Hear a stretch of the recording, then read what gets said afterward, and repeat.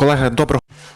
Good afternoon, esteemed colleagues. The floor is given to the Speaker of the Presidential Administration for the two issues, Colonel Andriy Lysenko.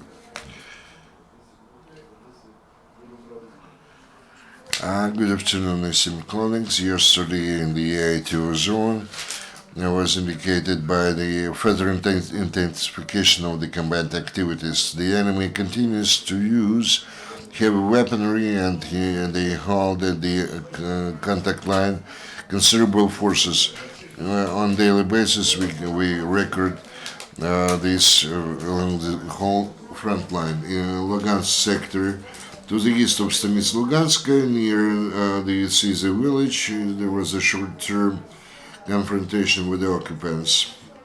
In the neighboring village of Balatena, we recorded the mortar shelling with the application of the small arms on the part of the illegal armed formations. They fired from the opposite side of the Siversky Donets River. Near the Bakhmut highway, we recorded two armed provocations of the combatants, both in the dark hours of the day, near Trohizminka and Orikhovo.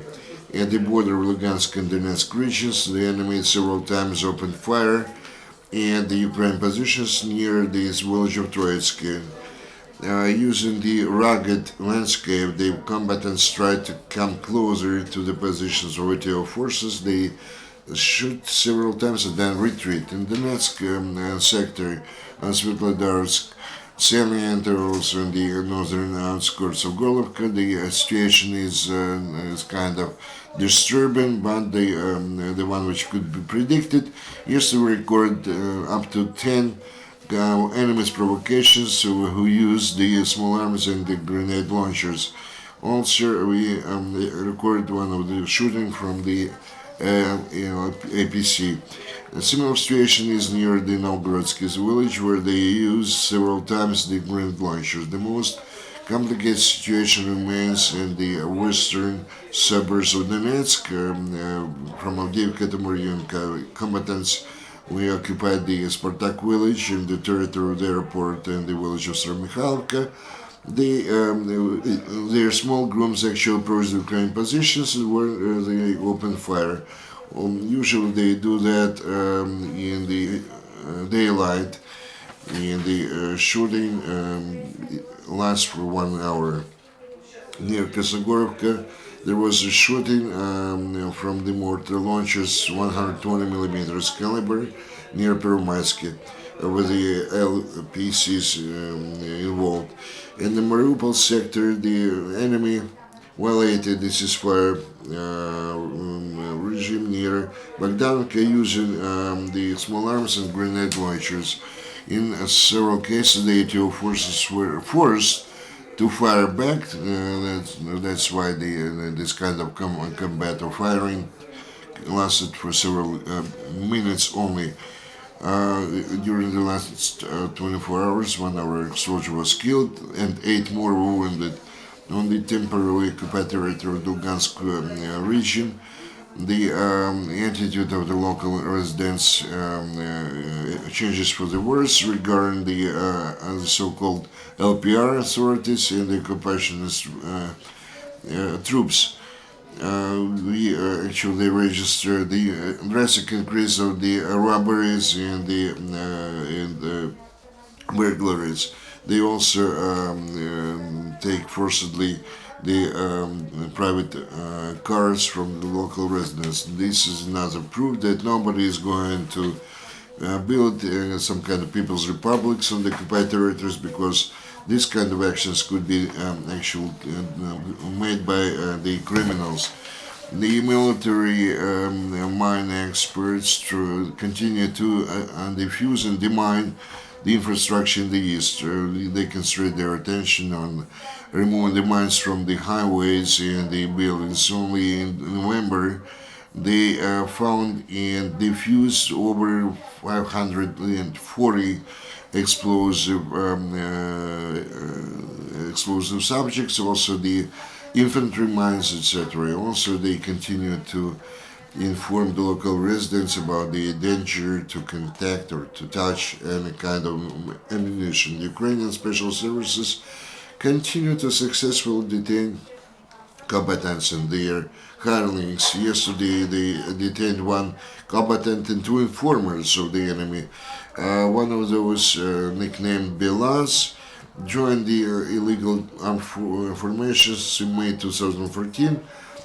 He was on duty on the checkpoints of the combatants and they verified documents, IDs of the local residents. He was detained in the village of Lipivka, district Donetsk region. At the same time, in Krasnoarmeysk, the SBU detained the informer. The SBU services has detained the informer who supplied militants with information about deployment and equipment of Ukrainian troops. He involved his brother to this unlawful activity, and one more informer was found in Marienka. He corrected the artillery fire of the enemies. Besides that, the militants who were arrested in the past, they get their punishment. Kharkiv Rayon court has made a verdict to the militant who tried to undermine a railway between Kiev and Kharkiv.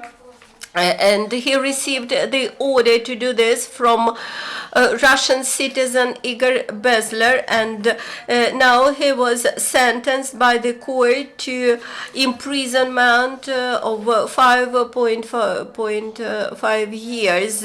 Ukrainian law enforcement continues to find storages with weapons, thus at the territory of Lugansk.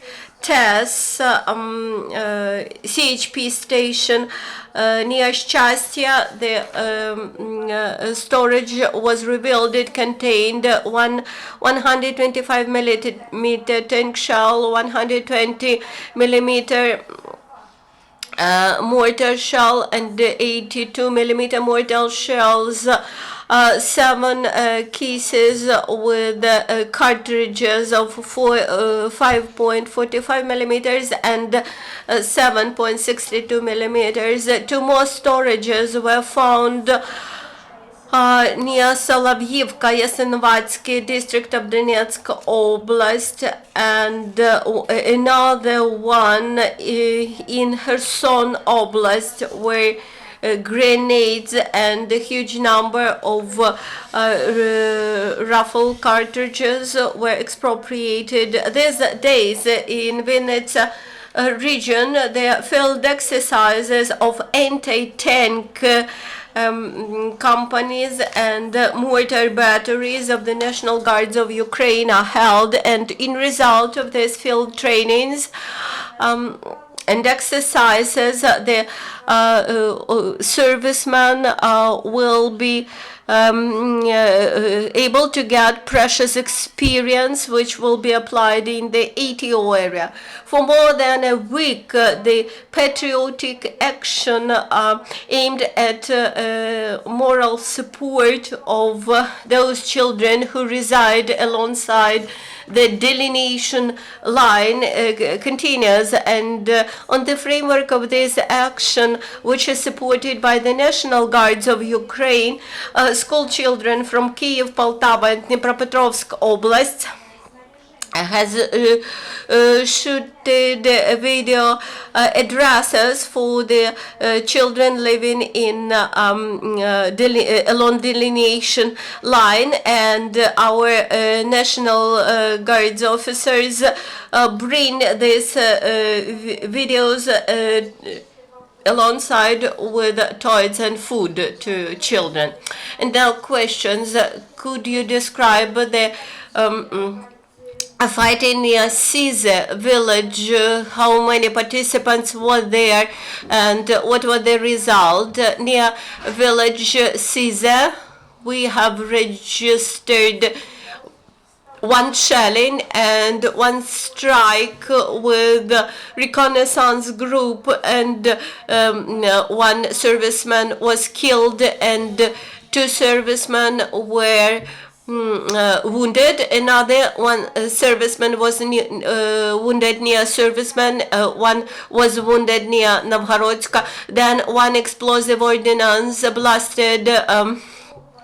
And two more wounded in result of the explosive ordnance blast. And in general, there were 43 violations of the ceasefire regime. Thank you, Mr. Colonel. And thus this